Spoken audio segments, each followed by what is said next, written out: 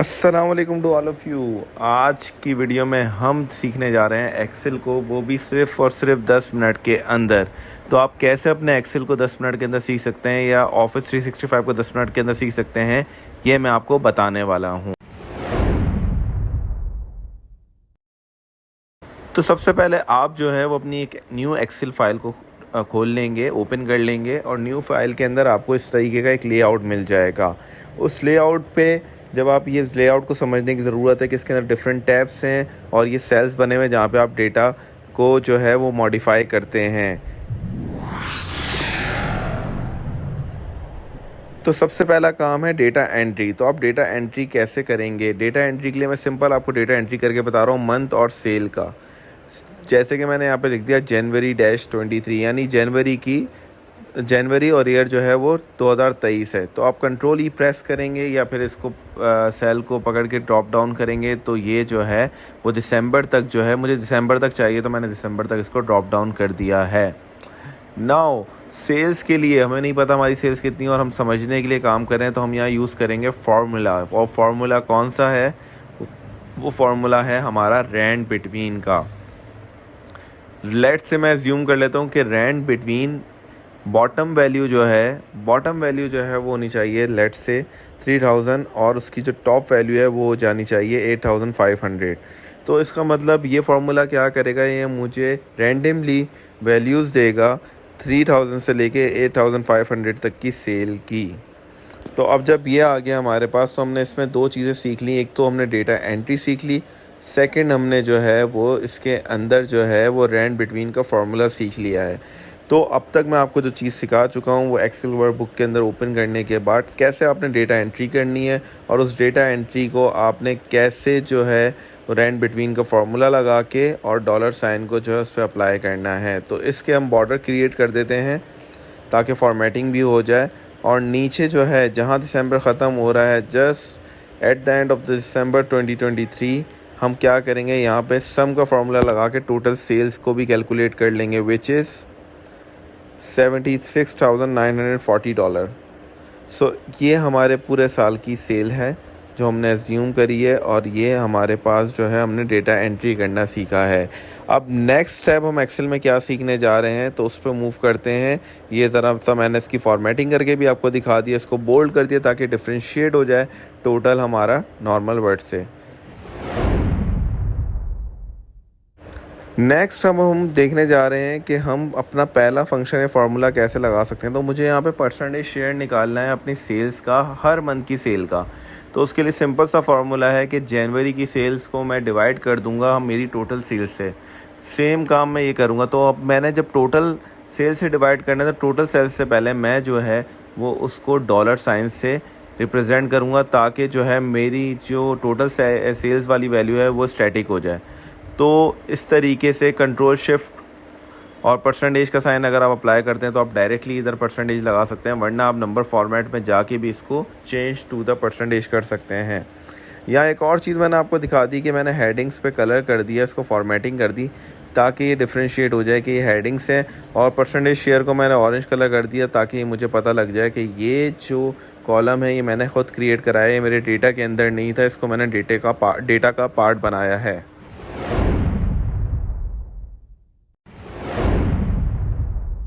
अब हम चलते हैं अपने पहले विजुअल या चार्ट की तरफ जो हम एक्सेल में बनाएंगे। तो हम एक्सेल में कैसे चार्ट बनाएंगे, इंसर्ट के ऑप्शन में जाएंगे तो हमारे पास ये चार्ट की वैल्यू आ रही है और डिफरेंट चार्ट्स आ रहे हैं। तो सबसे पहले मैं डेटा सेलेक्ट करूँगा मंथ्स और सेल का, सिर्फ मंथ और सेल्स का मैं डेटा सेलेक्ट करूँगा और सबसे पहले मैं जाके कॉलम चार्ट बनाऊँगा। जैसे ही मैं कॉलम चार्ट बनाऊंगा तो अब आप ये देखें ये कॉलम चार्ट सेल्स के हिसाब से बन गया है। जनवरी से लेके दिसंबर तक की सेल्स का मेरे पास कॉलम चार्ट आ चुका है। सही है। अब इस चार्ट को अगर आपने मज़ीद फॉर्मेटिंग करनी है तो आप इसकी जो है वो बार का गैप भी बढ़ा सकते हैं और इसके डेटा लेबल्स भी ऑन कर सकते हैं। कैसे? जैसे अब इस पर क्लिक करेंगे इसका फॉर्मेट बार खुल जाएगा राइट साइड पे। फॉर्मेट के अंदर आके आप जैसे ही डेटा लेबल्स को, ये देखें डेटा लेबल्स यहाँ पे बंद हैं, ये पूरी डेटा की आइडेंटिफिकेशन बताया हुआ है कि मंथ्स कहाँ पर है, सेल्स लिया हुआ है, कहाँ से कहाँ तक हमने डेटा सेलेक्ट किया हुआ है। और फॉर्मेट के अंदर आके जैसे ही आपने डेटा लेबल्स को खोला तो अब आप ये देखें हमारे पास जो है वो डेटा लेवल्स ओपन हो चुके हैं हमारे हर चीज़ के। इस तरीके से अगर मैं यहाँ पे चार्ट चेंज करना चाहूँ तो ये देखें, मैंने एक डोनट चार्ट बनाया, इसकी वैल्यूज़ को मैं जो है वाइट कलर कर देता हूँ। तो अब आप ये देखें कि मेरे पास डोनट चार्ट भी आ गया। यानी आप सेल्स को कॉलम में भी दिखा सकते हैं और डोनट के अंदर भी दिखा सकते हैं। इसी तरीके से अगर मैं किसी और चार्ट को चेंज करना चाहूँ और इसी चार्ट की वैल्यू को मैं कहीं और देखना चाहूँ, किसी और चार्ट में देखना चाहूँ, तो मैं कौन से चार्ट में देख सकता हूँ? तो सिंपल सा मुझे दोबारा इंसर्ट में जाना होगा। इंसर्ट में जैसे ही मैं चाहूँगा, इस चार्ट को सिलेक्ट करा हुआ है मैंने, ये देखें, और जैसे ही मैं इंसर्ट में मूव करूँगा मेरे पास और डिफरेंट चार्ट्स आ रहे हैं। और यहाँ पे मैं अब जो है वो लाइन चार्ट देख लेता हूँ। लाइन चार्ट के अंदर क्या होगा? लाइन चार्ट के अंदर मुझे मेरी सेल्स का ट्रेंड पता लग जाएगा। जैसे कि ये देखें कि कहाँ पे मेरी सेल्स जो है वो ड्रॉप हो रही है और कहाँ पे मेरी सेल्स जो है वो हायर साइड पे जा रही है। तो लाइन चार्ट हमें जो है वो ट्रेंड्स बताता है। ये वाइट कलर को मैं दोबारा से ब्लैक कर दूंगा ताकि ये नज़र आ जाए आपको लेबल्स। ये थे हमारे चार्ट्स के पॉइंट ऑफ व्यू से। अब हम देखते हैं कि हम चार्ट के अलावा और क्या सीख सकते हैं हम एक्सेल के अंदर। तो हम अब मूव करते हैं अपने नेक्स्ट ऑप्शन की तरफ।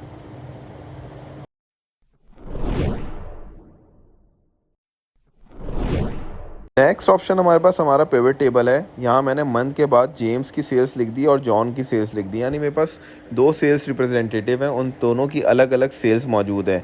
मैंने इन पूरे कॉलम को, पूरे टेबल को जो है वो सिलेक्ट किया और पिवट चार्ट पे क्लिक कर दिया। पिवट टेबल पे जैसे ही मैंने क्लिक करा, पिवट टेबल ने मुझे बता दिया कि यहाँ से यहाँ तक आपका डेटा सेलेक्ट है और ये न्यू शीट पे जाके होगा। आप चाहें तो एग्जिस्टिंग शीट पे भी खोल सकते हैं, लेकिन मैंने इसको न्यू शीट पे ही ओपन कराया। राइट क्लिक करके मैं पिवट टेबल ऑप्शंस में जाऊँगा। डिस्प्ले के अंदर मैं इसको क्लासिक व्यू कर दूँगा। इससे मुझे फ़ायदा क्या होगा? ये मुझे डिस्क्रिप्टिव एनालिसिस बता देगा कॉलम और उसकी। तो अब मैंने जॉन की, जेम्स की सेल्स को वैल्यूज़ के अंदर रखा और मंथ को जो है वो मैंने रो के अंदर रखा और उसको अनग्रुप कर दिया। अब मेरे पास यहाँ पे सिर्फ ये 3 ही कॉलम थे जो कि मेरे डेटा के अंदर भी थे, वो यहाँ पे भी मुझे मिल गए। तो मुझे कोई इसका ऐसा फ़ायदा नहीं हुआ। अब मैं यहाँ पे कॉलम्स को कैसे क्रिएट करा सकता हूँ? मैं एनालाइज के टैब के अंदर जाऊँगा और जहाँ फील्ड, आइटम्स एंड सेट्स लिखा हुआ है वहाँ पे क्लिक करूँगा तो मेरे पास एक ऑप्शन आएगा कैलकुलेटेड फील्ड का। जैसे ही मैं इस कैलकुलेटेड फील्ड के ऑप्शंस को क्लिक करूँगा तो अब आप ये देखें मेरे पास फील्ड नेम पूछ रहा है। तो मैंने इसको बता दिया टोटल सेल्स। टोटल सेल्स कैसे मुझे पता लगेगी? तो वो मुझे फार्मूला नीचे देना है, इजिकल्स टू, मैंने ज़ीरो को हटा दिया, James sales plus John sales. जैसे ही मैं इसको ओके करूँगा तो अब आप ये देखें कि मेरे पास जो है वो एक कॉलम भी क्रिएट हो जाएगा। और अगर आप इसको पिवट में देखेंगे तो पिवट के अंदर भी मेरे पास ये कॉलम क्रिएट हो चुका है टोटल सेल्स का। चलें, ये तो टोटल सेल्स था। अब कुछ और भी इसके अंदर हम डेटा को अपना एक्सपेंड करते हैं और कोशिश करते हैं कि पिवट टेबल के अंदर ही हम सारी अपनी एनालिसिस को जो है वो ड्राइव कर लें। तो उसके लिए मैं क्या करूँगा, दोबारा से मैं एनालाइज टैब पे जाऊँगा और जो फील्ड मैंने आपको बताई है, फील्ड, आइटम एंड सेट्स, इसमें ही जाऊँगा और कैलकुलेटेड फील्ड के अंदर जाके मैं लिख दूँगा let's say percentage share James. I think James पहले, तो मुझे जेम्स, या मैंने जॉन लिख दिया, सॉरी, मैं इसको जो है वो जेम्स ही कर दूँगा। जेम्स मैंने ऊपर चेंज कर दिया, James sales divided by total sales. तो अब ये मुझे क्या बताएगा? हर मंथ का मेरा परसेंटेज शेयर मुझे दे देगा। तो जेम्स का जो परसेंटेज शेयर है वो मैं आपको ज़रा परसेंटेज में भी कर दूं इसको, लाइक आई बिफोर सेट के। अगर आप नंबर फॉर्मेट पे जाके परसेंटेज को भी आप क्लिक कर सकते हैं। और अब आप देखें 48% जो है वो ऑलमोस्ट 48 पॉइंट समथिंग जो है वो मेरा जनवरी का है। तो इसका मतलब बाकी का 52% या 51% समथिंग जो है वो जॉन का होना चाहिए। तो इसी तरीके से मैं परसेंटेज शेयर जॉन कर लूँगा और जैसे ही मैं जॉन को रखूँगा, John sales divided by total sales, तो मेरे पास ये जो है वो जॉन का भी परसेंटेज शेयर आ जाएगा, जो कि मैंने आपको कहा था 51 पॉइंट समथिंग होगा। और आप ये देखें 51.35 है। इसको जो मैं टोटल सेल्स से पहले कर लूँगा तो आप ये देखें हर इंडिविजुअल मंथ का जो है वो जेम्स के आगे भी परसेंटेज शेयर आ गया और जॉन के आगे भी परसेंटेज शेयर आ गया। इस तरीके से आप जो है पिवट में अपना डेटा मज़ीद एक्सपेंड करके क्रिएट करके आप उसको रिपोर्टिंग फॉर्म में अपने जो भी बॉस हैं या अपनी जो भी रिपोर्टिंग अथॉरिटी है उसको भेज सकते हैं। तो उम्मीद करता हूँ कि आपको पिवट का ऑप्शन काफ़ी क्लियर हुआ होगा और इससे पहले जो चार्ट का ऑप्शन था वो भी बड़ा क्लियर होगा। तो यहाँ देखें ये 3 कॉलम थे, लेकिन जब मैंने इसको पिवट के अंदर बनाया तो ये तकरीबन कोई 6 कॉलम का डेटा बन चुका है, जो कि बिल्कुल हमारी एनालिसिस को डिस्क्राइब कर रहा है और बहुत डिटेल में हमें अपनी एनालिसिस का बता रहा है कि किसका कितना परसेंटेज शेयर किस मंथ में रहा है। तो अब हम मूव करते हैं अपने लास्ट टॉपिक की तरफ, जो कि कंडीशनल फॉर्मेटिंग है। ये टॉपिक ज़्यादातर इसमें मैं आपको ज़्यादा चीज़ें नहीं बताऊंगा सिवाय इसके कि जेम्स जॉन्स और टोटल सेल्स में जाके अगर मैं कंडीशनल फॉर्मेटिंग करूं और फॉर्मेटिंग के अंदर जाके मैं कलर स्केल्स को लूं तो वो मुझे यहाँ पे जो है वो ग्रीन टू रेड बता देगा। यानी रेड मेरी सबसे लोएस्ट वैल्यू होगी और ऑरेंज येलो मेरी मीडियोकर होगी और ग्रीन मेरी बहुत अच्छी सेल्स होगी। लेकिन यहाँ मैंने तीनों को सिलेक्ट किया एक साथ, तभी उसने मुझे जो है वो टोटल सेल्स में सबको अच्छा दिखाया। तो मैं क्या करूँगा, मैं इन तीनों को मैं अलग अलग सेलेक्ट करूँगा, इन तीनों सेल्स को मैं अलग अलग सेलेक्ट करके कलर करूँगा। तो आप ये देखें कि उसने मुझे टोटल सेल्स के अंदर भी ये बात बता दी कि कौन सी सेल्स या किस मंथ में मेरी सेल्स जो है वो लोएस्ट हुई है। तो ये था आज की वीडियो। उम्मीद करता हूँ कि आपको इस वीडियो में बहुत कुछ सीखने का मौका मिला होगा और आपने 10 मिनट के अंदर अंदर एक्सेल को सीखेंगे और अप्लाई ज़रूर करेंगे। अपना बहुत सारा ख्याल रखिएगा और आपको वीडियो में कोई भी क्वेश्चन हो तो प्लीज़ मुझे कमेंट सेक्शन में आप पूछ सकते हैं। मेरे चैनल को सब्सक्राइब करिएगा, वीडियो को लाइक करिएगा और अपने फ्रेंड्स के साथ शेयर करिएगा। टिल देन मिलते हैं नेक्स्ट वीडियो में। अल्लाह हाफिज़।